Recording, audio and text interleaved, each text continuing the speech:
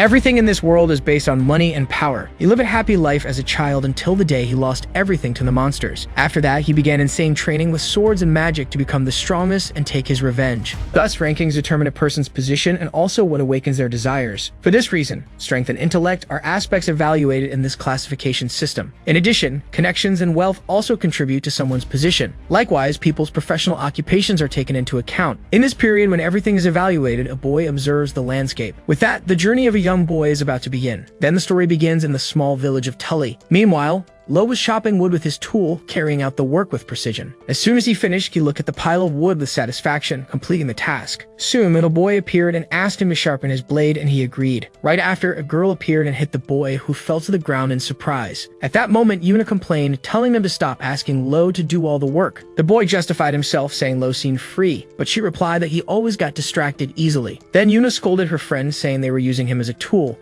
but he said he didn't mind, and she strongly disagreed. Even so, she acknowledged his kindness, but she was still worried. Soon, Yuna had a sudden idea and smiled excitedly. With that, she whispered to Lo about leaving the village, revealing she had found a secret path. Suddenly, an old woman appeared, shouting that they could not do that. At once, Yuna's grandmother asked if they had forgotten the village rules, forbidding them to leave, and Yuna questioned why. Then a man told Yuna to stop, while the grandmother ordered them to lock her up, and Yuna complained about how things always ended up like this. Soon after, the man asked Lo to help him fetch water, and he promptly agreed, surprising him. With that, Yuna complained that she no longer wanted to do things with him, and someone commented that they were the only ones of the same age in the village with opposite personalities. Next, he was asked if he also wanted to rest and do his own things. However, he replied no, that he would help. Then he remembered that after losing his parents early and being alone, the community welcomed him as part of it. Thus, he explained that he knew everyone cared for him so that he would never be alone. For this reason, he wanted to repay the kindness he had received. He also stated that he liked the village and everyone who lived there. Faced with this, the man cried and invited him to live with him, but the boy refused. Even so, he continued saying that the most important thing to him was the villagers, not the outside world. Meanwhile, Yuna was locked in a bamboo cage. Indignant, she shouted to be released, and her grandmother wished she were more well-behaved like Lo. Then she asked why they could never leave, and the old woman questioned if there was any problem, since merchants visited the village. In response, she explained that the outside world was vast, wanting to know why they lived confined. With that, the grandmother revealed that they were the target of someone's resentment. Surprised, Yuna asked who resented them. However, the old woman said she didn't need to know that because time would resolve the matter one day. Meanwhile, Lo was drawing water from a well, watching a strange red energy in the sky. Soon after, he confirmed he had finished filling the buckets with water. Suddenly, something hit his head, leaving him confused. Looking around, he spotted Yuna peeking from behind a rock, called out to her, but the girl told him to be quiet. Then she pointed to herself, indicating a direction. So he asked if she had escaped again, and she replied that being caught so many times made it easy to get out, but he retorted that this wasn't something to be proud of. With a mischievous smile, Yuna told him to follow her, and he looked surprised. At once, he remembered that the grandmother would scold them if they left the village, but she assured him it would be fine.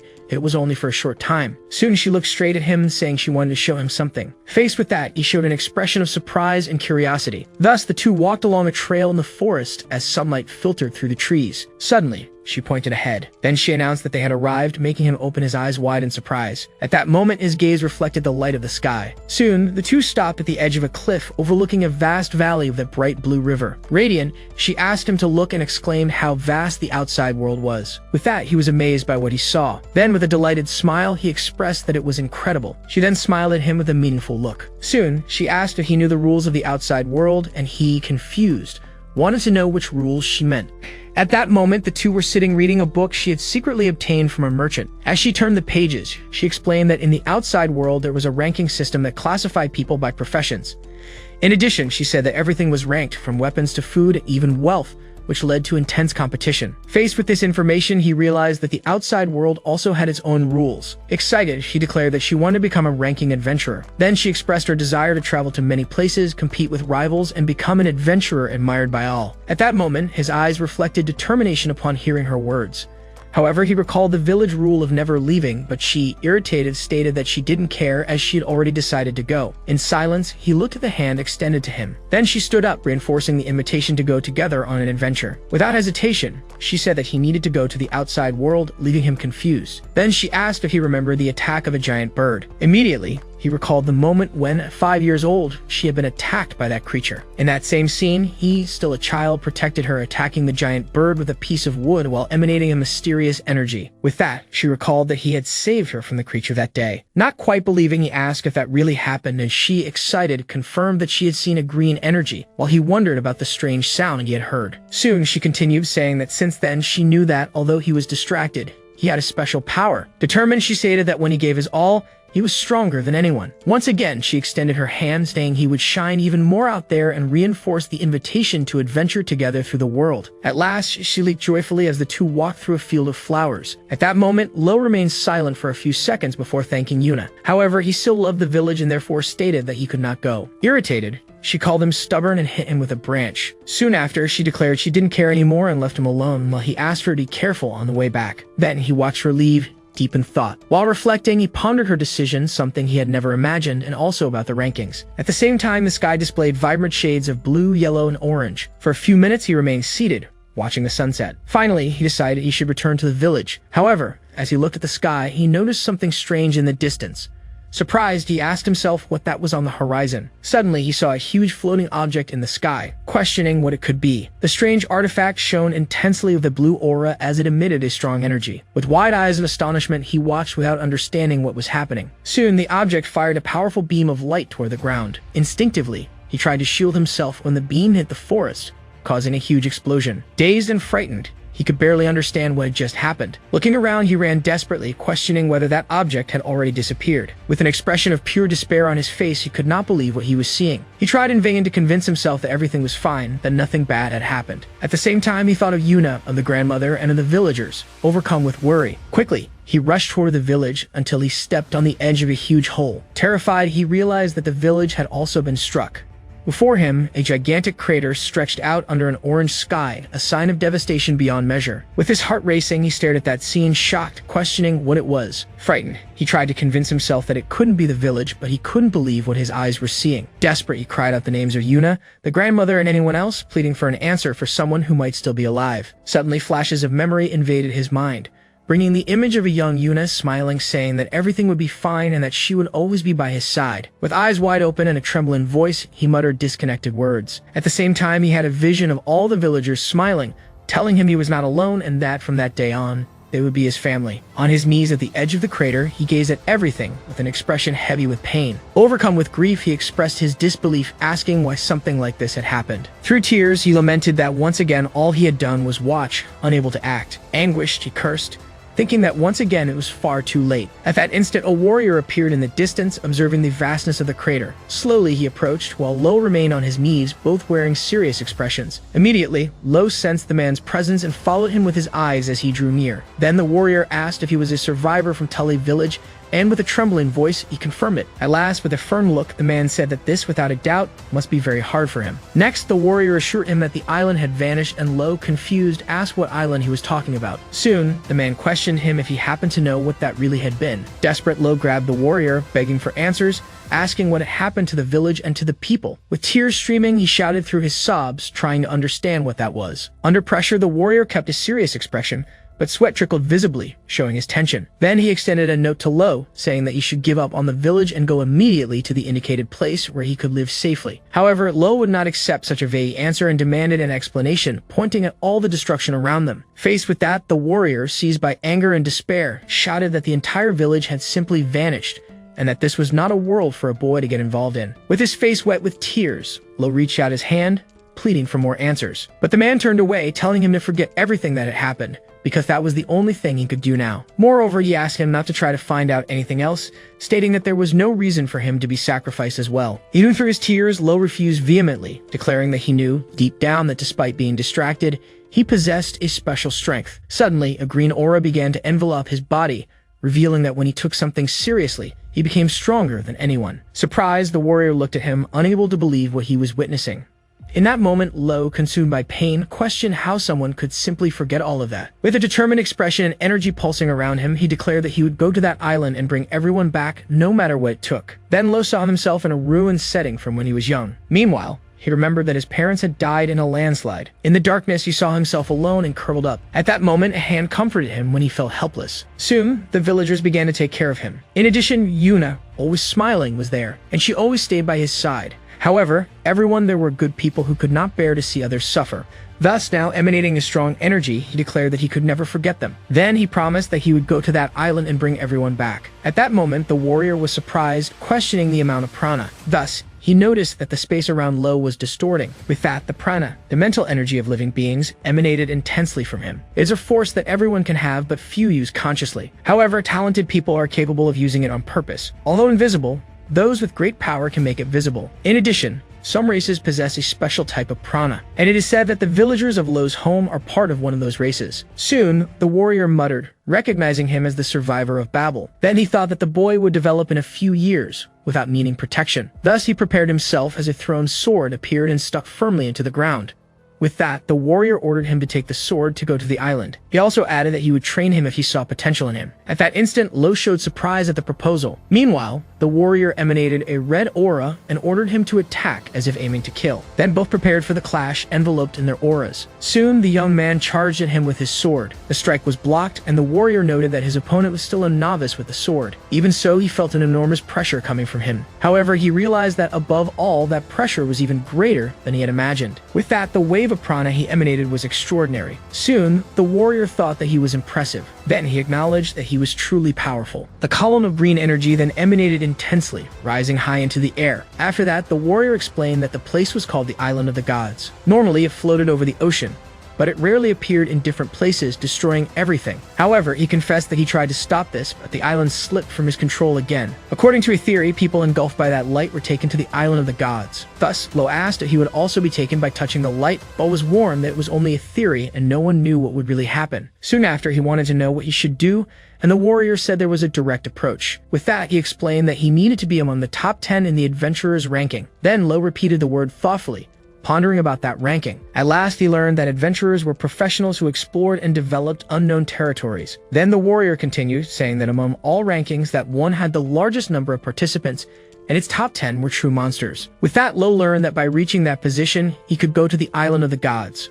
Soon, his hand clenched firmly. Even so, the warrior revealed that the Island of the Gods was number 1 in the ranking of dangerous zones, and few adventurers returned alive. Then he asked if Lo would still proceed seriously. Determined, Lo replied that he would. Then the warrior stared at him with an intense gaze. With that, he agreed to train him for 1 year, teaching only the art of the sword. After that, he offered his hand, explaining that Lo should use him as a stepping stone to climb the adventurer's ranking on his own. Soon, the man introduced himself as Adol, the strongest knight of humanity, being number 1 in the knight's ranking. Then he asked the boy's name, and he answered that he was Lo. Then they shook hands, and Adol warned him that the path would not be easy. With a smile, he revealed that Lo was the first. At that moment, the young man's eyes filled with seriousness, while Adol added that he was the only one who had ever brought him down with a single strike. Thus began a year of hellish training, with blisters bursting on his hands and feet. Even with torn muscles, he continued training non-stop. Still, he suffered with crushed bones. His body bulged from every side as he fought tirelessly. After that, Adol never again mentioned the Island of the Gods, as if encouraging him to discover the rest on his own or to give up. Even so, Lo believed that the villagers must be alive,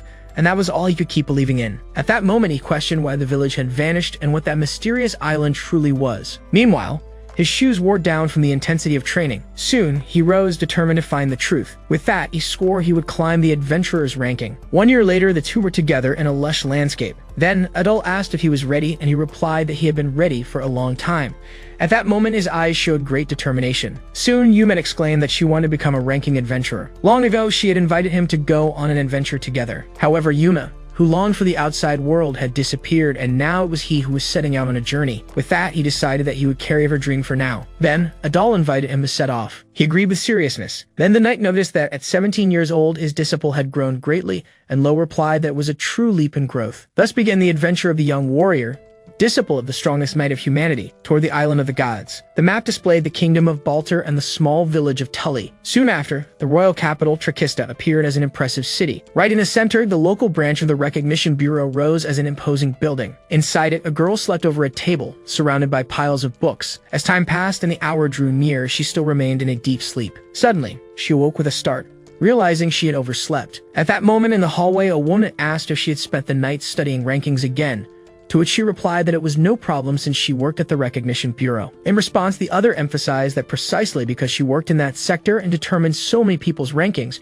she should take even better care of herself. Attentively, the young woman listened to every word. After all, the Recognition Bureau is a profession that evaluates skills and updates the rankings of talents around the world. For this reason, the role demands vast specialized knowledge and fair decisions. To judge the superiority and inferiority of people, one must act with extreme seriousness. In addition, the professionals themselves need to undergo various evaluations. In practice, it is one of the most difficult professions in the world, reserved only for those truly considered capable. Even so, she stated that although she was already part of the bureau, she was just a low-level employee and needed to work as hard as possible to be promoted. Soon after, the woman asked what the young woman wanted to do, and she answered, many things. Climbing the stairs, the older one suggested becoming an agent for a ranker to grow in the bureau, and the younger agreed but said few caught her attention. Hearing that, the woman commented that she had high standards, but the young woman denied it, claiming that today's rankers were half-baked. Then, she exclaimed that in the past, the competition for rankings was much fiercer. However, nowadays the top spots were practically fixed,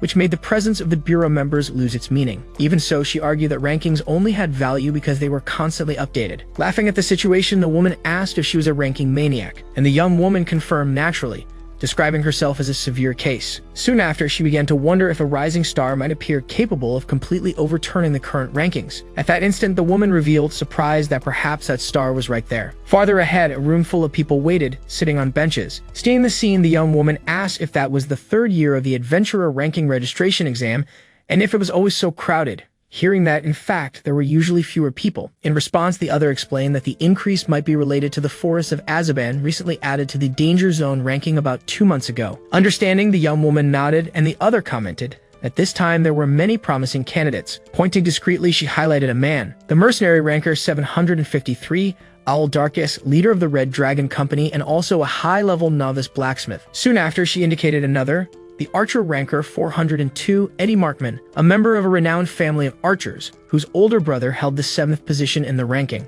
Besides them, she mentioned other promising names, asking the young woman if she noticed that the next person was a merchant ranker. Continuing, she also identified a knight ranker, a sailor ranker, and even a guide ranker. Impressed by the younger one's observations, she explained naturally that she could identify someone's ranking just by looking, as she was part of the Recognition Bureau. She then explained that the title of Adventurer Ranker was highly sought after for its convenience, and for being essential to enter special areas, like the forest mentioned earlier. At that moment, a man wearing a dark overcoat rang a bell. Seeing that, the woman instructed him to wait while starting the registration process. Without delay, he introduced himself, saying he had come to register in the ranking. Then she explained that rankings were managed by the Bureau, and that although any member could update them, the initial registration was only possible at the headquarters. Lo expressed interest in registering as an adventurer ranker, and she, seizing the opportunity, invited him to take part in the exam that was about to begin. With a direct yes, he confirmed, and the clerk handed him the form, asking him to fill in his name and other details, also informing him that the exam fee was 3,000 del. Without hesitation, Lo handed the amount to the woman. At that moment, she said everything was ready, and the man thanked her, being instructed to wait in the room since his exam number was 53. As he moved away, Lo and the young woman exchanged a brief glance. Soon after, she commented that there were still people who didn't know what the Recognition Bureau was, and the other replied that it had been a long time since she last had to explain it. Then the woman asked for help with the exam preparations, and the young woman accepted, saying that working behind the scenes wasn't so bad sometimes. When asked if that was sarcasm, she assured she was serious. Right in front of the candidates, the woman, now acting as examiner, announced the start of the Adventurer Ranking Registration exam. Next, she explained that there would be 3 stages: the written exam, the practical one, and the final, whose format would be revealed at the right time. She added that approval would depend on the total score, encouraging everyone not to give up even if one of the stages seemed difficult. Then she declared the immediate start of the written exam, and the candidates began filling out their papers with focus.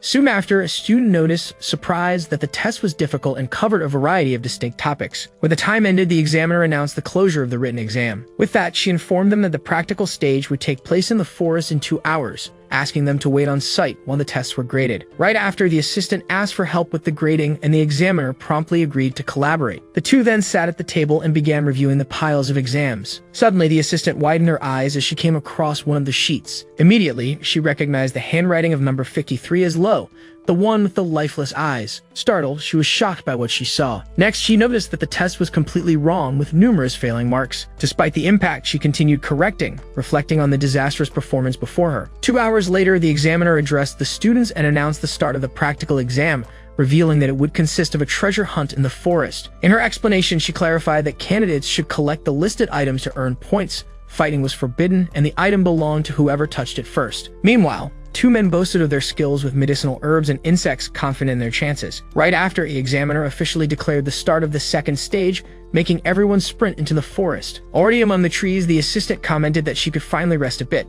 Shortly after, the examiner wanted to know how many would pass, and her colleague estimated that perhaps half the participants would manage it. Watching the students in action, she noted it was easier to assess their abilities when they were in motion and asked if any had caught the assistant's attention. With a slight sigh, the other lamented that no one had impressed her. It was then that a young man approached, asking if he was the first to return. Soon after, Darkus revealed a Rigel stone in his hands, worth 120 points. Intrigued, the examiner asked if he had already finished the test despite so much time remaining, and he confidently replied that he would pass regardless. Early on, the examiner explained that more points guaranteed a higher ranking, but he retorted that his focus was being a mercenary and he didn't care about the adventurer classification. Suddenly, Markman ran up to them, asking who had arrived first. Then he presented a bird tail feather, worth 180 points, and the examiner confirmed the value, explaining that it came from a common bird. At that moment, Darkus belittled him, mocking his pride over a simple bird feather. Markman defended the feather, saying it belonged to a bird that flew silently at 500 kilometers and Darkus replied sarcastically, suggesting he become a clown. Right after, Markman challenged him, and the other accepted, while the assistant grew excited, and the examiner remarked on the great pride of rankers. With that, someone took a firm step. Immediately, the assistant was startled to hear the young man's question. Next, Darkus, Markman, and the examiner also showed surprise. Then Lo appeared carrying a massive slain brown bear. With his sword in hand, he approached, displaying the animal's carcass. The body was dead, and both the assistant and the examiner examined it closely. Soon after, Lo asked if he could hand over the entire bear, as he didn't know how to remove the gallbladder. Despite hesitation, the examiner replied that yes, it was possible. Since the bear's gallbladder was worth 300 points, the other students began wondering how he had managed to kill the animal alone. At that moment, the assistant asked how he had recognized the creature as a brown bear, since his written exam had been disastrous. Lo explained that the animal appeared near his village, which surprised the examiner upon hearing about the place. Meanwhile, the assistant wondered if anyone had seen the young man fight. Soon after, a man in the crowd stated that by chance he had witnessed the fight up close. However, he said he could not say for certain that he had seen it. As he drew his sword to face the brown bear, the scene unfolded before everyone. In an instant, the animal was slain. At that moment, the assistant watched Lo thoughtful. About an hour later, in an underground training area, the instructor asked the students what an adventurer should fear. Immediately, she answered herself, magical beasts and humans themselves. She then explained that an adventurer's mission was to explore unknown lands, entering unwelcoming territories. During these journeys, she added the threats included bandits and pirates, making strength essential to overcome them. For that reason, she announced that the final exam would be a simulated battle in which the students would compete against one another. She quickly clarified that the test aimed to evaluate individual skills, not simply victory, and Darkus understood that was why the details had not been revealed earlier. Suddenly, a muscular man approached and challenged him to a fight. With a provocative tone, he reminded him that he had only picked up a stone in the previous exam and mocked his mercenary classification. Furious, the man shouted that Darkus did not deserve to be third class and promised to crush him immediately. In response, Darkus blocked the punch with his sword. With a swift strike, he sent his opponent to the ground. Soon after, he apologized to the instructor for losing his patience in the face of the insult, and she decided to ignore the scene since the aggressor had already failed. As the man was taken away, other students commented that he was an idiot for trying to turn things around, as third class was composed of monsters. At that instant, the instructor reflected on where Darkus' true opponent might be, while a voice suggested it could be contestant number 53. Right after, the assistant called out to the instructor, who asked what was wrong. Hesitantly, she asked if she could choose Lo's opponent, and the instructor, though surprised, agreed. Meanwhile, several battles were happening simultaneously in the arena. Shortly after, the instructor announced Match B with numbers 27 and 41. And then she also revealed the final challenger. Number 53 had been called. She then explained that numbers 27 and 41 would form a team to face Lo. At that instant, Darkus questioned the seriousness of the decision, while Markman commented that it had been a long time since he was underestimated like that. The assistant then asked if the instructor was sure of that choice, and the instructor replied that she probably was. With shining eyes, the assistant looked at Lo. At last, she thought he was a monster, while the young man looked more than ready to fight. In the center of the arena, Lo prepared himself for combat against Darkus and Markman. At a distance, the instructor and her assistant watched the fight attentively. While holding his stance, the young man remained ready for action. At the same time, his two opponents stood side by side, equally prepared to attack. Darkus, known as the leader of the Red Wolf Mercenary Company, displayed an imposing posture. The previous year, his company had gained prominence by defeating the Khmer Mafia. At the time, rumors said that he had taken down 7 enemy leaders, including the Mafia boss himself. His companion was the young master of the famous Markman family of archers. Thanks to his father's exceptional teaching, who once held the title of second best archer in the world, he achieved great renown. At 5 years old, the boy was already listed in the archer's ranking and his reputation was undeniable. At that moment, Lo faced the duo, staying alert to every movement. To everyone present, he was still just an unknown youth. Soon after, the instructor raised her hand, announcing the start of the fight. At the signal, the archer acted quickly and fired an arrow. However, the opponent dodged effortlessly, making the projectile graze past his head. Meanwhile, Darkus advanced firmly, promptly met by Lo, who moved with agility. Their swords clashed with force, generating an intense flash. Both began exchanging rapid, precise blows, scattering sparks all around. As the battle raged on, a spectator asked a friend if he could see anything, but the friend only listened to the sounds of the fight.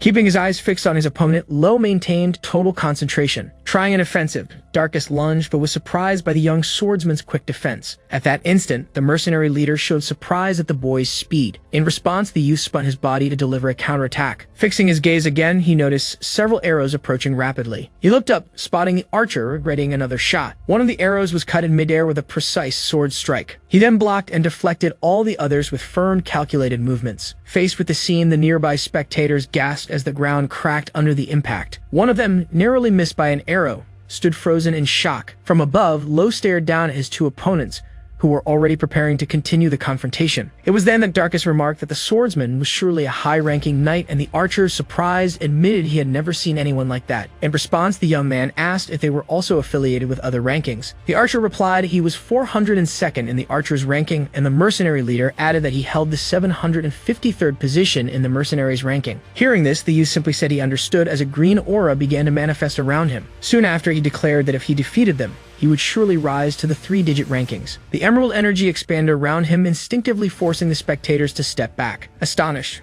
Markman reacted to the power unfolding before his eyes. Darkus was also shocked, feeling the opponent's intimidating presence surge suddenly. Seeing this, the assistant murmured in awe, impressed that the prana was not only visible, but of such magnitude. At that moment, the archer explained that rankings were not tied solely to one profession. He then restated that he was 402nd in the archer's ranking, preparing for another shot. Finally, he revealed that he also held the 78th position in the sharpshooter's ranking. Within seconds, Markman was defeated. In that instant, Darkus watched Lo, who still stood enveloped in his green aura, while the archer lay on the ground. Surprised, the mercenary stared wide-eyed at his opponent. Soon after, both locked eyes in silence, swords raised, ready for another clash. While Lo maintained an intense gaze, fear began to creep across Darkus's face. Then the swordsman charged swiftly at him. The blade stopped just a centimeter from his neck, making him shout for him to wait. With no choice, Darkus dropped his sword and raised his hands in surrender. With a serious tone, he explained that he needed to go to work, and that passing out like his companion would be a huge problem. Hearing this, Lo stared at him for a moment. Then he sheathed his sword and replied that he understood. Looking away, the mercenary turned his head, thinking that this young man was a true monster. Meanwhile, Lo remained lost in thought, questioning who he really was. All around, the spectators were astonished, and one of them commented that he had defeated 2 3-digit rankers. The assistant also seemed amazed by what she had just witnessed.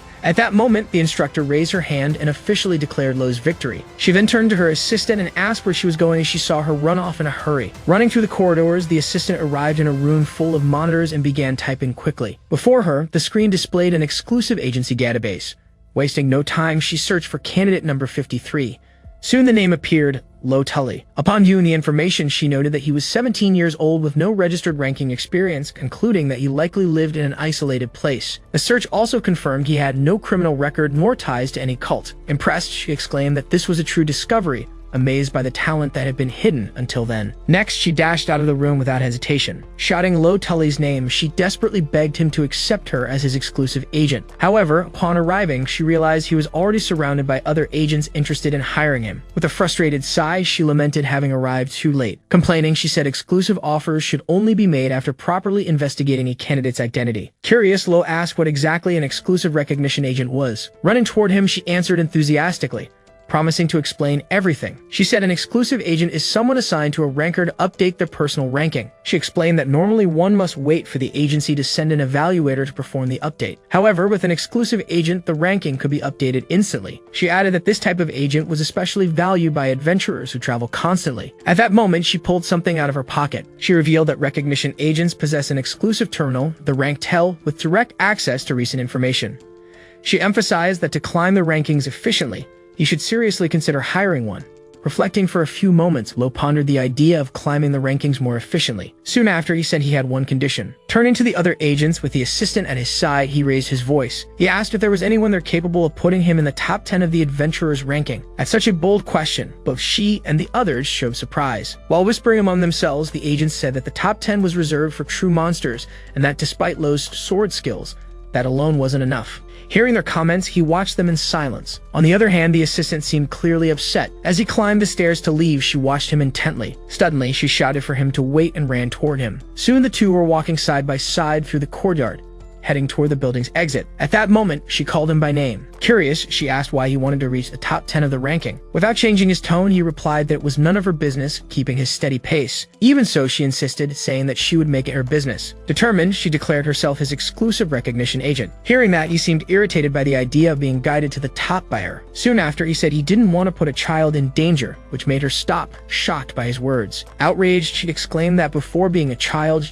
she was a recognition agent, and besides, she reminded him that he too was just a boy. However, she was even more surprised when he stated that even if she weren't a child, he wouldn't hire her anyway. Directly, he explained that he did not want to involve other people in his journey. At that moment, she stared at him intensely. She said there was something she needed to do. She revealed that she had a mission to fulfill, even if it cost her life. That was why she wanted to join him. They stared at each other firmly. She showed all of her determination. Meanwhile, he reaffirmed his own resolve to go to the island and bring everyone back.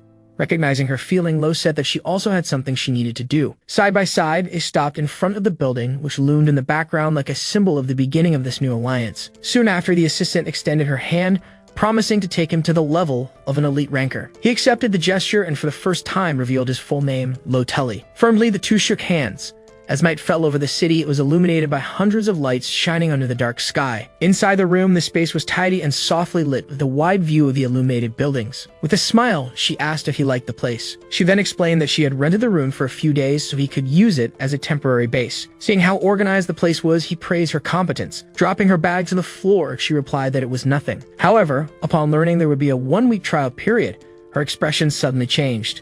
Annoyed, she complained about the decision, while he apologized casually. Once angered, she promised to prove her competence within the deadline, imitating Lo's gesture by bowing. Without changing his tone, he replied that he would look forward to it. Still irritated, she asked him not to act as if the problem wasn't his as well. She then commented that he was extremely serious during battles, but outside of them, he always seemed disconnected. With a slight nod, he agreed, saying he heard that often. Suddenly, her pocket vibrated, drawing her attention to the device. Immediately, she picked it up and showed the screen to Lo, revealing that the exam results had been released. The display showed Lo Tully's new adventurer ranking, 2,728th. With an excited smile, the assistant congratulated him for passing and asked if he was surprised by such an exceptional ranking. Lo remarked that he had expected a 3-digit rank. Curious, the assistant asked why he had such an expectation. He explained that he had faced 2 opponents with 3-digit rankings during the exam, which made her understand his reasoning. She then clarified that the adventurer's ranking had far more participants, making it more competitive and with stricter advancement limits. Soon after, the device emitted a sound and revealed Lo's swordsmanship ranking, 58th place. The assistant smiled and commented that rankings were not limited to professions and that his position was truly excellent. Lo, surprised, asked if it was really that impressive. She firmly stated that the number represented the essence of the talent their bureau valued so highly. Next, Lo wanted to know if his opponents also had rankings beyond adventurer. The assistant confirmed and showed the data on her phone. On the screen appeared the various rankings of Al Darkest, covering categories such as hand-to-hand combat, siege tactics, and endurance. Soon after, she displayed the multiple rankings of Eddie Markman, including sharpshooting, firing speed, and visual acuity. She explained that it was possible to hold rankings in several categories and suggested that Lo also register in other fields to get more jobs.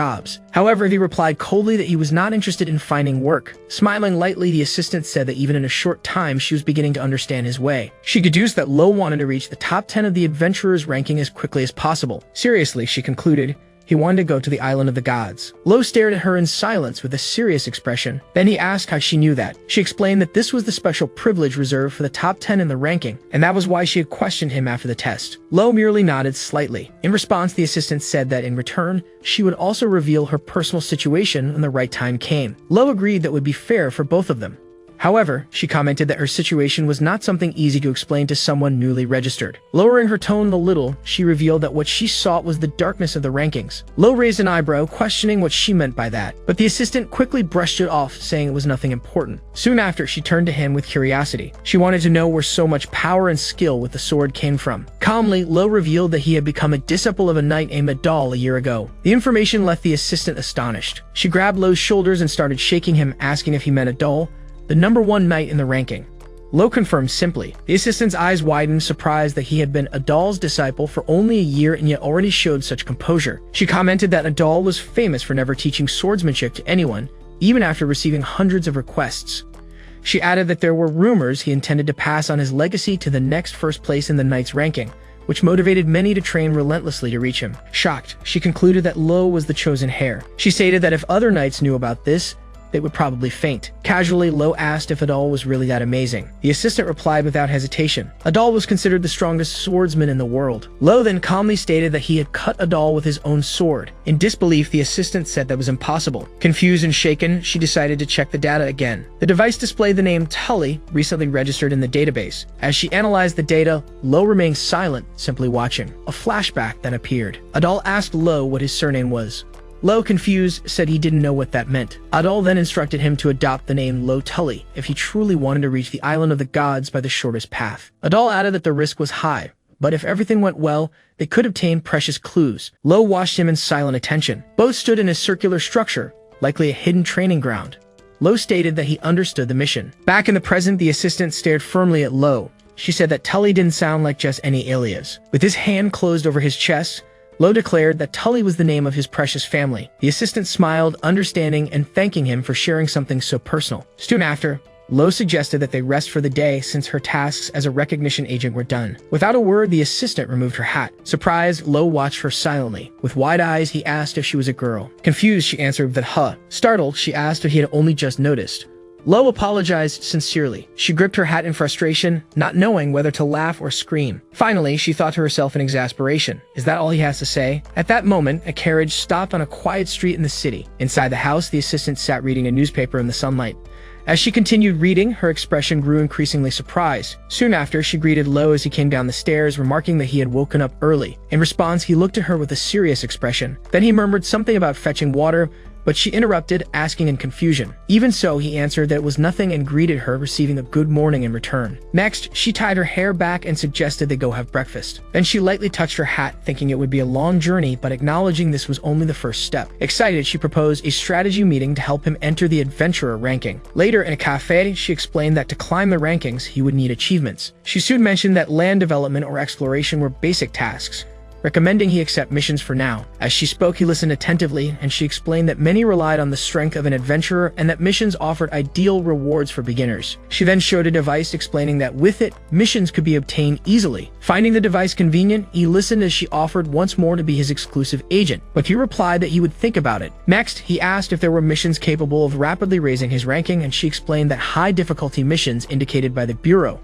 were the most effective. Without hesitation, he chose the mission at the top of the list, and the assistant read aloud about retrieving a hidden treasure in an underwater temple located in a danger zone rank level 7. Startled, she exclaimed that such a mission was impossible for him at the moment, but he countered, saying he would only know by trying. Still frustrated, she retorted that she already knew without needing to try. She then insisted that he trust the eyes of a recognition agent, warning that the mission was far too difficult, and that he would die before even rising in rank. Despite the warning, he asked to try and then asked if the island of the gods was the danger zone ranked number 1. Staring at her with determination, he said he could not turn back. Hearing this, she felt frustrated, thinking he was even more stubborn than she had imagined and that she would have to persuade him somehow. Suddenly, a man approached, smiling and asking if they were in trouble. At that instant, the assistant recognized him as Loud and was greeted by him, who said it had been a while since they'd met. Curious, Lo asked who he was and she offered to introduce him, revealing his full name, Loud Blowerword. She soon explained that he was a formidable individual ranked 11th in the adventurer's ranking. Surprised, Lo repeated 11th with a serious look. Meanwhile, in his mind, he recalled that adventurers were the most numerous in the rankings and that the best among them were true monsters. He reflected that this man was one of those monsters, a high-level adventurer. Finally, he concluded that if Loud was 11th, with only one level more, he could challenge the Island of the Gods. Taking advantage of the opportunity, the assistant asked a favor of Loud, who quickly asked what it was about. With a sparkle in her eyes, she pointed to Lo and asked Loud to defeat him. Soon after, the two met in a large arena. Loud arrived, apologizing for making them wait while being watched carefully. Commenting that he hadn't expected a duel, he borrowed a weapon,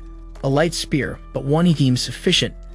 At that moment, Lo introduced himself formally. However, Loud replied that he was clumsy with formalities, saying etiquette didn't matter in the adventurer rankings. Loud then mentioned that the assistant had updated his ranking before and praised her, saying she was incredible. He continued his compliments, highlighting not only her vast knowledge but also her passion for creating precise rankings, something rare among agents. Hearing this, she blushed slightly, realizing he wanted to help her as much as possible. As he swung the spear, he pondered the request to teach Lo a lesson, sensing there was care behind it. Meanwhile, the boy watched him closely, feeling that he could sense the man's strength just by looking. The aura around Loud exuded power, and Lo felt as though he might be pierced by the spear at the slightest move. Worried, the assistant called out to him with a distressed expression. Then she declared with determination that this was a good chance for him to learn about the vastness of the world. Hearing this, he looked at her seriously, absorbing her words. Soon he grew pensive, wondering if this really was about the vastness. At that moment, he remembered what had happened to his village. Surrounded by an intense aura, he declared that he already knew vastness. At that instant, a screen appeared announcing the duel between Tully, 2,728th in the ranking, and Loud Blowerword, 11th. Excited, the assistant shouted for the duel to begin. Immediately, the two clashed in a confrontation between sword and spear. Preparing to attack, Lo channeled prana into his armor and delivered a powerful strike. While defending, Loud suspected that Lo was enhancing his agility by channeling prana into his hands and feet. Even so, Loud thought that technique could not be his. He recalled that the Sword Saint's technique was passed on to only one successor,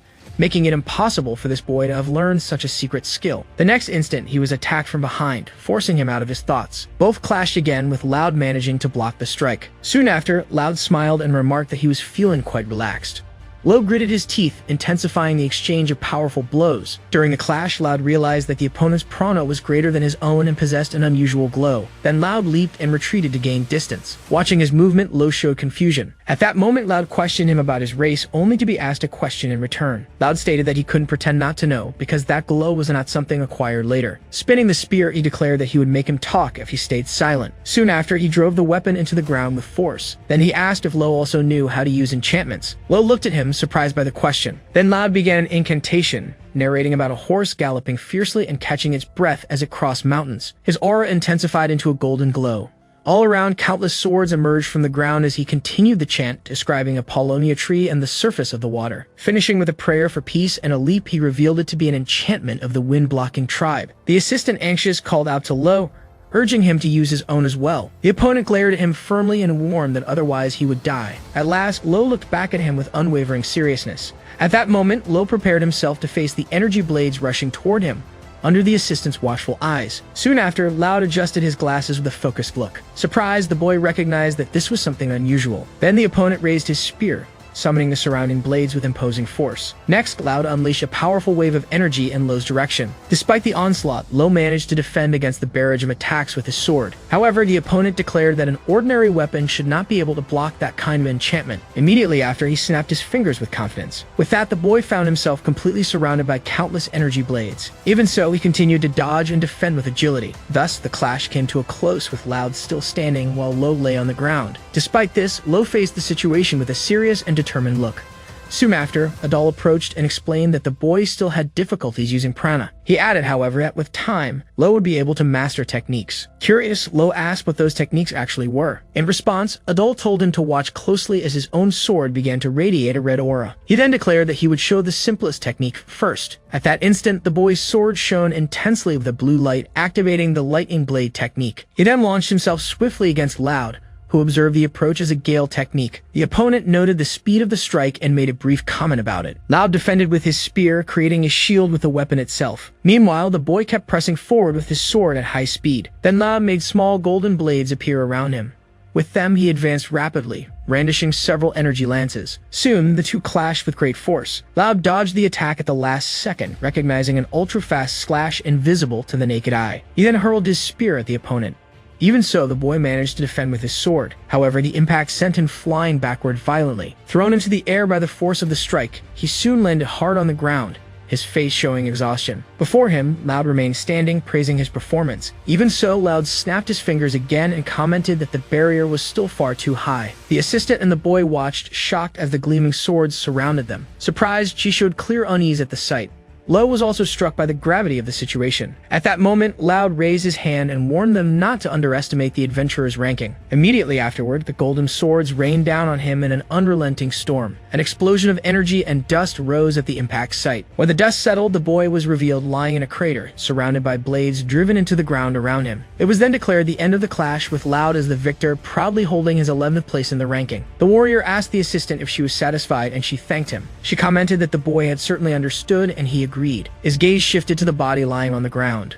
Then he asked if she truly believed in the boy's victory. The assistant replied that she had simply thought it might be possible. Next, Loud questioned whether that belief was based on him being Adal's disciple, and she confirmed that he had noticed. Loud then explained that he had recognized the high-speed sword technique as a style of the Sword Saint. Loud wondered aloud if that was truly correct, since the Sword Saint style was the most powerful form of swordsmanship, passed down through generations to a single successor among knight rankers. He concluded that it was strange for an adventurer to have inherited it, as if he had stolen a sacred art from a true knight. The assistant agreed with the idea and decided she would have to keep Lo from crossing paths with one of them. Loud affirmed that this would be a wise move, as such a meeting could cost the boy his life. She reflected that if he acted as a true knight ranker, perhaps everything would resolve without greater problems. With a thoughtful expression, she concluded that there was something Lo needed to accomplish, something he deemed essential, even if impossible. It was then that Loud revealed the true reason he believed in him, regardless of the inherited style. The assistant explained that it was because Lo had claimed to have struck Adal, leaving Loud stunned at the revelation. Even though it seemed unlikely that Lo could have done such a thing at his current level, she admitted that he didn't seem like someone who would lie. Loud agreed, thinking there must have been some specific circumstance behind it. He reflected that although the style was impressive, what had truly caught his attention was the energy within the boy's prana. At that moment, the assistant called him. He gripped his spear and concluded that Lo was probably also capable of using enchantments, and he thought that if Lo had used them in that clash, perhaps the outcome might have been different. Under the sunlight, a girl was in the kitchen. While stirring something, she hummed a soft melody. With a serene face, she seemed lost in thought. Suddenly, an older woman scolded her, asking what she was humming. Indignant, the woman called her a fool and explained that that song kept them from leaving. She then forbade the girl from ever singing it again, demanding that she understand the gravity of it. With a saddened expression, the girl remained silent. Soon after, her eyes closed with an anguished look. At that instant, a hand reached out and a voice apologized to Lo. In that same moment, his eyes opened. Covered in bandages, he found himself lying in a bed. Confused, he asked where he was. Surprised, the assistant wanted to know if he had finally woken up. She then explained that he was in the recognition agency's infirmary and that he had slept the entire day. In disbelief, Lo asked if he had really slept all day. With a slight smile, she confirmed it, saying he had gone out like a switch. Finally, she revealed that the doctor suspected accumulated mental fatigue and asked if he wasn't rushing things too much. Looking to the side, he remained silent. The image of his body collapsing under the rain of lances flashed through his mind. Reflecting, he admitted that maybe she was right. Watching him thoughtfully, the assistant stepped closer.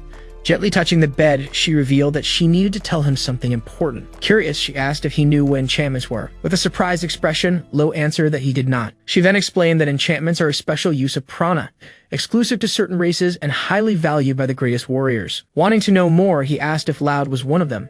She confirmed, revealing that he was a warrior of the Blowerword tribe. She then described the tribe as skilled hunters who lived in the southern swamps. She added that enchantments are passed down orally in the form of poems among the tribes. For that reason, they are given that name. Continuing, she clarified that due to a genetic component, it is difficult to acquire them later in life. Then she said that Loud had mentioned Lo also seemed to possess enchantments. At that, he widened his eyes in thought.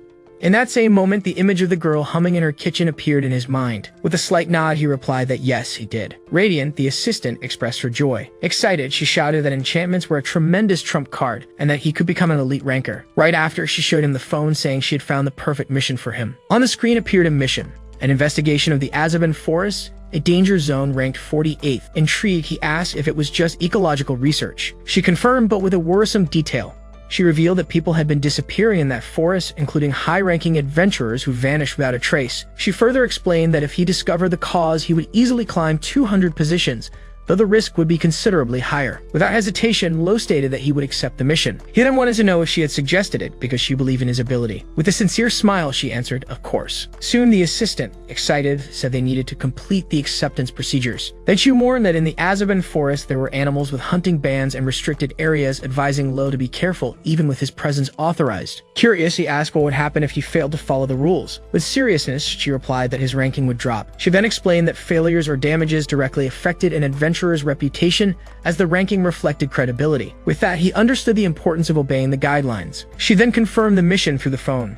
Right after, she celebrated the choice, stating that this was the mission that would mark the beginning of Lo's new journey and the first step to shoot up the ranking. Still excited, she encouraged him, saying they would do their best together. Hearing that, he smiled faintly, agreeing with her. Meanwhile, in a distant place, the Azaban forest revealed itself with its purple trees and mountains in the distance. Amid the violet mist, a man walked slowly through the woods. Coldly, he held another man by the neck and said there was no way to undo what had already been seen. Then he asked indifferently if he had killed him again, stating that the agency didn't care about low-ranking adventurers. Next, he closed a cage with his foot as if nothing mattered. Inside it, a white-horned wolf remained imprisoned, while the man thought it was foolish to try to climb the rankings honestly. Watching the animal carefully, he calculated that selling that Yuna Horosuro's horn would quickly raise him to 3-digit rankings. The Yuna Horosuro, in turn, stared at him with piercing yellow eyes. At that instant, a mysterious figure commented that strength alone was not enough to raise an adventurer's ranking. In response, Rosso Cruel, a rank 7 smuggler, stated that he existed for those who suffered under such injustices. Meanwhile, Dalkin Iris, with his back turned to everyone, reflected that he would never give up on a good hunting ground like that. Soon after, he raised his arms confidently, declaring that he would reach the top 100. He, an adventurer ranked 672nd, wore a determined smile. Thus, Lo and the assistant walked together toward the entrance of a forest guarded by a fence. As they approached, he handed a document to one of the guards and asked to have his ranking checked. After confirming that the adventurer's rank was 2,728th, the guard authorized his entry. While they walked, the girl asked how many adventurers existed, and the other answered that there were around 30,000. Soon after, she explained to her companion that the adventurer ranking had a completely different level of difficulty. In addition, the assistant illustrated that a 4-digit adventurer there equaled a 3-digit adventurer in other rankings. For that reason, she emphasized how high the quality of participants in that system truly was. She concluded by stating that a 3-digit adventurer would be more skilled than the opponents from the exam. Reflecting on this, the young man realized the required level was indeed high. Seeing his reaction, the assistant looked at him before they continued forward. With an excited gesture, she declared that the adventure could finally begin. Then the two entered the Azaban forest, identified as the 48th danger zone. When she noticed her companion had stopped, the assistant asked what was wrong. Immediately, he said that this was no ordinary forest, confirming that the young woman said he had noticed the difference. She then explained that a skilled adventurer could identify a place's danger just by looking. She added that the danger zone ranking was created because ordinary people would have no way to know. Suddenly, her gaze shifted to the side. She began to explain that the Azaban forest had been added to the ranking 2 months earlier for a simple reason. At that instant, a massive monster outbreak emerged in front of them.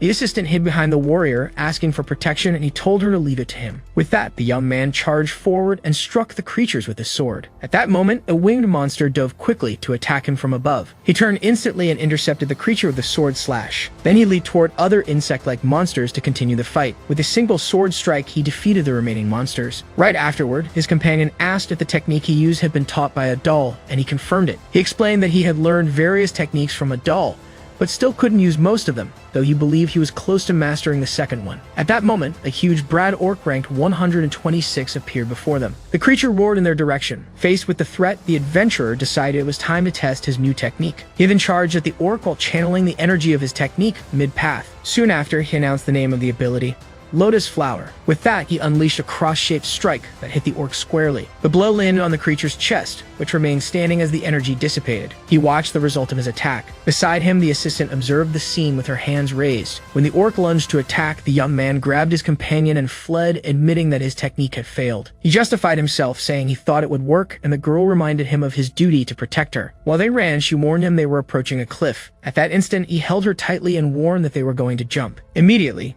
he leaped off the cliff, taking the assistant with him. Thus, the two fell at high speed toward the bottom of the ravine. During the free fall, he kept her safe in his arms. Then the adventurer used the branches of a large tree to slow their descent and land on the ground.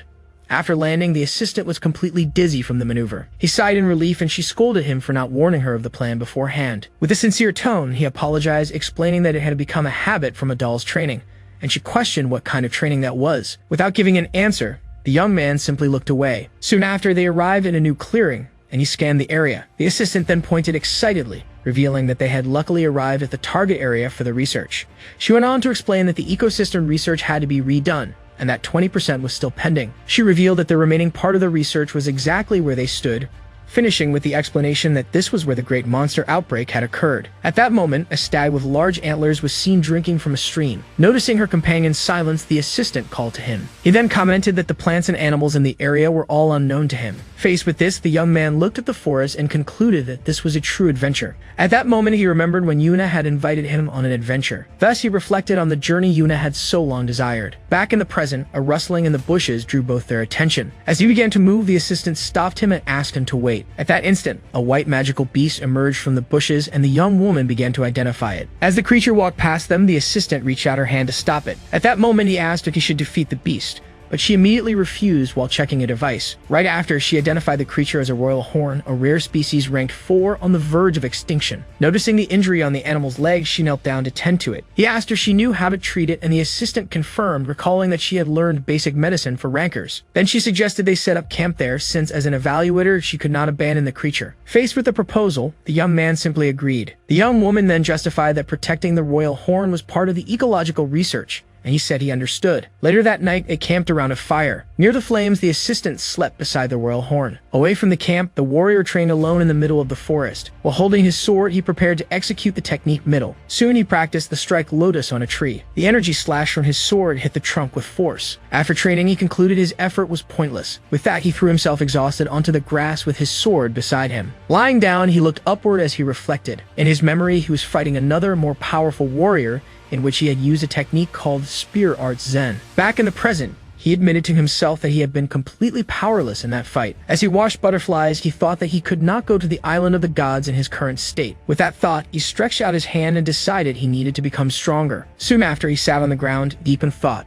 At that moment, he remembered the assistant saying that Lord Loud had mentioned he also possessed an art. Sitting in meditation, he pondered the idea of having an art of his own. Suddenly, he was startled out of his thoughts while resting. As he stood, he asked the assistant what was going on. She explained that the creature had suddenly begun to grow agitated. The royal horn growled and assumed an aggressive stance. He noticed the animal seemed better, and the assistant explained that its recovery was quick with proper treatment. She then remarked that the beast's distrust suggested the injury was caused by a human. Hearing this, the young man asked if the one responsible was really human. In response, the young woman told him to look carefully at the creature's horn. She showed him the chipped parts and concluded the beast had been attacked by a hunter. Finally, she explained that the animal's horn was considered a panacea, which was why it had been captured en masse until it became rare. She continued saying that even with the prohibition, they were still hunted and sold in the underworld as unicorns. Suddenly, the royal horn lunged aggressively at the assistant. Quickly, the young man stepped in front of her, blocking the creature's attack with his sword. After the animal fled into the forest, the young woman protested. He realized he had scared it, while his companion decided to chase it because it was still not fully recovered. While getting ready, she explained that pursuing the creature was part of the ecological research itself, since his presence there had been unknown. Fully prepared, the swordsman announced that he would go ahead. Seeing him leave, the assistant called after him, warning him to be careful as there might be hunters in the forest. At that moment, he stopped and asked what he should do if he encountered one. He then asked if his ranking would increase if he defeated them. The young woman replied that depending on the opponent's abilities, a possibility existed. Hearing her answer, he stomped firmly on the ground and said he understood. With that, he propelled himself forward, declaring that he would defeat as many as he could. Soon, he ran at high speed through the forest. The assistant watched his speed and quickly lost sight of him. As he advanced, he followed the trail left by the creature. Suddenly, he was forced to dodge an arrow. Right after, he landed on the ground as the projectile struck the earth in front of him. An opponent then appeared and warned him of his bad luck, calling him a hunter. Next, the man charged to attack, saying he was in a foul mood. Their swords clashed, causing a great burst of energy between them. During the clash, the enemy questioned the color of the energy he saw. Unexpectedly, the swordsman halted his attack and asked him to wait. Hearing his voice, the young man recognized his opponent. With that, the other lowered his guard and stood still before him. At that instant, he noticed an archer positioned in a nearby tree. Not understanding the situation, he asked who that person was. Then the archer shouted the name Eddie, and the swordsman replied Owl, revealing their identities. The day after the adventurer registration exam, everyone gathered at the guild. Inside the main hall, several members waited in groups. Meanwhile, Darkus approached the counter to accept a mission, and the receptionist asked about the desired ranking. Before he could answer, Markman ran toward him to greet him. Then the archer arrived at the counter and declared that he was also there to take a mission. For a moment, the two stared at each other in silence. Both remained standing near the window, not saying a word. Soon, Markman tried to break the silence to start a conversation. Then the two argued over who should choose the mission first. After a sigh, the archer yielded in the discussion. At that moment, he remembered the earlier conversation about how they couldn't find any information on Lo, the swordsman who had defeated them. He then commented that despite his appearance, he was considered a prodigy among archers. Even so, he admitted that losing so directly to someone with no ranking was a blow to his pride. Darkus, for his part, remained silent for a moment. When he rejoined his group, one of the members greeted him as captain and praised his good work. Next, he was asked about his adventurer registration, and he confirmed that he had registered. Hearing the news, the group celebrated, since now they could accept a much wider variety of missions. One of the members commented that he must have made things difficult for the other candidates. However, the young man simply denied her assumption. His companions laughed, suggesting that the hardest part was holding back because a high-ranking mercenary would never lose to a novice. In response, he slammed the table, breaking it. Startled, the group members looked at their captain, who had stood up. He gritted his teeth as he remembered that young man. The image of the swordsman surfaced in his mind. He recalled that his opponent hadn't even looked at him during the fight. He realized he had been treated as nothing more than an obstacle in the way. Before his team, he announced that starting tomorrow, training would be tripled, and everyone reacted with surprise. One member questioned the decision, reminding him they could take on new missions, but he answered that it wasn't enough. Then he stated that the world was bigger than he had thought and that he would also return to training seriously. He admitted that his pride had been wounded, and Markman agreed that they could no longer ignore the adventurer ranking. Darkus revealed his rank of 6,725 and his companion his own 6,301, while Lo, who had defeated them, held rank 2,728. Confidently, Markman declared that the gap of 4,000 positions would be easy to surpass, and Darkus agreed that they now shared the same goal. Looking at the mission board, the archer suggested the Azaban forest, and the captain agreed that dangerous places were good for climbing ranks. When they arrived at the forest, they found the swordsman standing ahead of them. Suddenly, the attention of the three was drawn by a sound in the woods. At that moment, Lo said they could talk later. He then ran past them and dashed into the forest. As Markman followed, he explained that an injured royal horn had appeared, and the boy asked if he intended to protect the creature. In response, the swordsman confirmed while observing the archer's speed. While they ran, he taught him how to use the uneven forest terrain to move. With that, Markman sprinted far ahead of everyone. Soon after, the warrior acknowledged that the boy's skill was impressive. He then increased his own speed, racing through the forest. Markman called his name upon seeing him draw closer. As he caught up, the boy warned that the beast had taken the creature they were pursuing. Before them, a giant monster appeared, blocking the path. The creature attacked with its tentacles, forcing the two to dodge. Immediately, the swordsman used his blade to slice through the incoming tentacles. He paused, realizing he couldn't get close, and considered using a ranged attack. However, he discarded the idea upon seeing that the royal horn would be hit as well. Turning to Markman, he asked if he could create an opening, and the boy asked how he should do it. Darkus then shouted to aim for the eyes while telling the swordsman to keep running. With that, the archer fired his arrows as the other advanced through the forest. The arrows struck the monster's eyes, making it roar in pain. As the creature writhed, Darkus suddenly appeared. He ran toward the monster, yelling for the strike to be aimed at the creature's legs. Hearing the command, the swordsman planted his feet to prepare an attack. He then delivered a horizontal slash at the monster. The creature roared again, opening its mouth wide. Darkus then ordered the warrior to grab the royal horn and get out of the way. He immediately seized the small creature. Moments later, Darkus charged and struck a tree. With the impact, a tree toppled directly onto the monster. After the tree crushed the enemy, the swordsman watched the scene while holding the small creature. Markman praised Darkus' orders, and Darkus replied that he was used to handling subordinates, irritating the boy. From a distance, the sword-bearer observed the two in silence for a moment. He then recalled the conversation about the top 10 ranking and how his sword skills alone had brought him this far. Looking at the defeated creature, he concluded that swordsmanship alone was not enough. He watched Markman and Darkus while thinking about how to raise his own adventurer ranking. Holding the royal horn in his arms, he decided he needed to master more skills beyond swordplay. Suddenly, the assistant came running and apologized to the swordsman. Then she looked at the scene with the two men and the fallen tree, asking what was going on there. He explained that he thought they were illegal hunters, but it was a misunderstanding quickly resolved.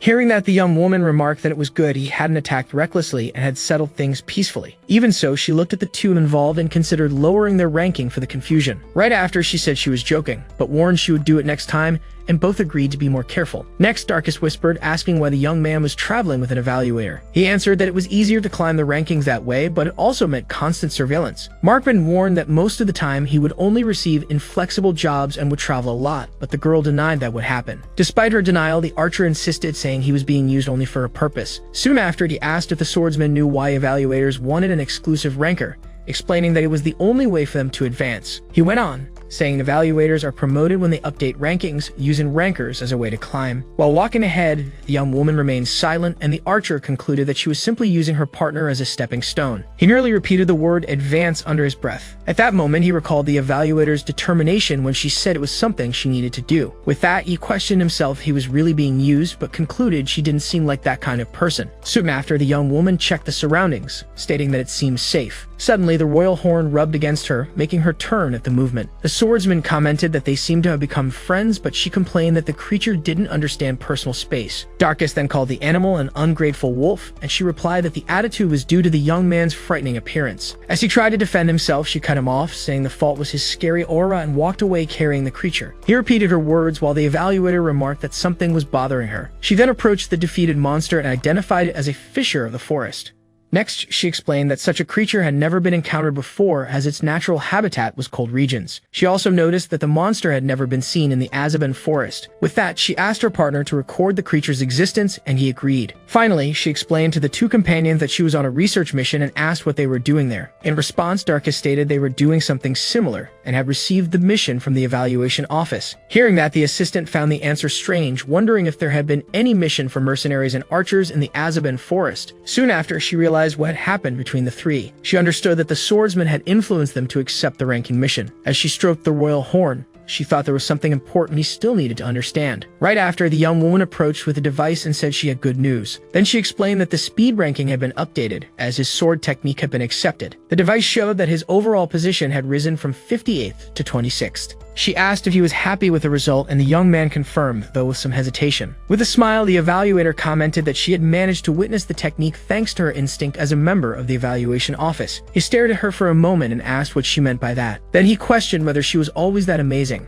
The young woman smiled at his question. With a confident pose, she teased back, asking if he had only realized that now. From a distance, the other two approached, asking which ranking he had reached. She then asked if the young man wanted to show them, and he agreed. As soon as the device was shown, Markman complained when he saw that the swordsman had risen in all rankings. Next, Darkus turned to him and said there was something important he needed to know. Sincerely, the boy admitted he wasn't good at anything except his sword. This way, the mercenary understood that he had only trained swordsmanship so far, and the other confirmed it. He then remembered how the archer had helped him move and the captain's instinct for command. Darkus explained that, as the leader of a group of mercenaries, it was natural to create plans to protect his subordinates. He also detailed the importance of formations, instructions, and each person's positioning in an attack. Even so, he asked whether the swordsman was truly interested, since his techniques seemed to need no advice. With firmness, the boy stated that he did need it, asking them to teach him more. Faced with his response, the two companions looked at each other in silence for a moment. Soon after, Darkus began to explain that to travel in a forest, one must use all senses, and he promised to give tips on how to move. As she watched the exchange, the evaluator thought he was changing and felt glad to have helped him. However, she soon realized there were many unknown variables in the Azaban forest. She concluded that this mission might be too much for the group.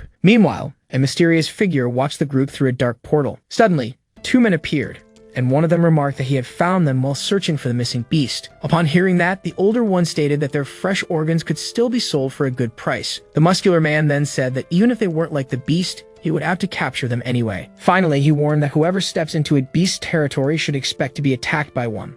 Thus, Markman began an explanation, saying that using all 5 senses is not an easy task for them. Right after, he added that it takes training to apply the senses in combat, and the swordsman listened attentively. With that, he stated that this forest was perfect for training because of the strong smells in the area. While Darkus admitted he didn't understand, the archer revealed that he could precisely sense the number of animals nearby. Then he explained that he was using a low level of prana to detect the animals. Next, he described prana as a talent and instructed the others to focus their consciousness to enhance perception. At this explanation, the swordsman closed his eyes and began concentrating his awareness, gathering his energy around him. Soon, a great surge of energy manifested around him, witnessed by his two companions. Both reacted to the intensity of the energy that had been released. Even so, the young man stayed focused to sharpen his 5 senses. Wrapped in his aura, he then walked through the forest. The energy quickly expanded, covering a wide area of the woods. After the expansion, a solitary figure stood atop a cliff. With his sharpened senses, the image of the man appeared in his mind. Suddenly, he lunged forward with his sword in hand as the evaluator watched him. As soon as she called out to him, the young man turned and warned that someone was watching them. Then he sensed the enemy approaching, just as a punch infused with energy came his way. Next, a beam of energy tore through the area, creating an explosive impact. With the explosion, his companions reacted and shouted his name. Soon, the path in the forest was covered with dust and debris. The swordsman was seen on the ground, surrounded by the haze raised by the attack. Shortly after, a man appeared and revealed that he had tracked them because of the prana they were releasing. Immediately, Darkus prepared for combat alongside the archer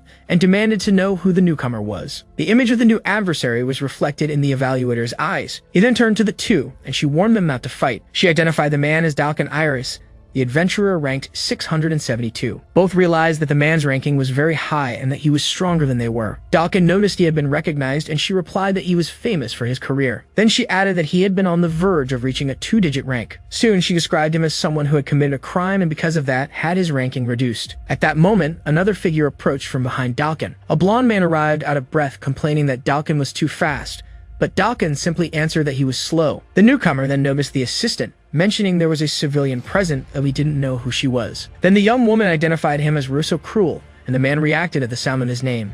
She went on, revealing that he was a black market dealer, ranked 76th. With that, Russo praised her for being well-informed and knowing the crime rankings. A note explained that the crime ranking reflects the severity of a criminal's actions. It was also detailed that this is an unofficial ranking, created by users and sometimes adopted by official bodies. Soon after, Dalkin looked to the side and mentioned the unicorn. Then he finally spotted the creature hidden behind a tree. He stared at the unicorn and stated that he had been searching for it. Immediately, the assistant stepped in front of the creature to protect it. She confronted the man, asking why he was traveling with that other individual. He replied bluntly that his motivation for the partnership was obviously money. She then questioned him, saying he could earn money legitimately with his abilities. However, Dalkin corrected her, explaining that money was not the only thing he desired. Next, he revealed that he had 2 reasons for the partnership: to sell and buy products from Russo. The assistant repeated the word buy, processing the information. Then the man revealed that rankings could be bought if a person truly wanted to. This revelation caused a visible reaction in the young woman's eyes. Immediately, she accused him of insulting the rankings in front of a civilian. Suddenly, Darkus appeared behind Dalkin with his sword aimed at his neck. Even so, Dalkin stopped the blade with only 2 fingers, without breaking eye contact. Meanwhile, Markman aimed his bow and declared that their mission was to patrol the Azaban forest. He added that they could not allow someone as dangerous as Dalkin to roam freely there. In response, the man merely looked away to the side. Then he released his energy and decided to handle the situation in the usual way. With his aura, Dalkin broke Darkus' sword using only his fingers. Immediately afterward, he surged forward, surrounded by energy, to deliver a finishing blow to his opponent. Darkus saw the attack approaching and was unable to react. He realized he would not be able to escape the imminent strike. At that instant, a green energy streak shot forward toward the clash. Lo arrived just in time to intercept Dalkin's punch,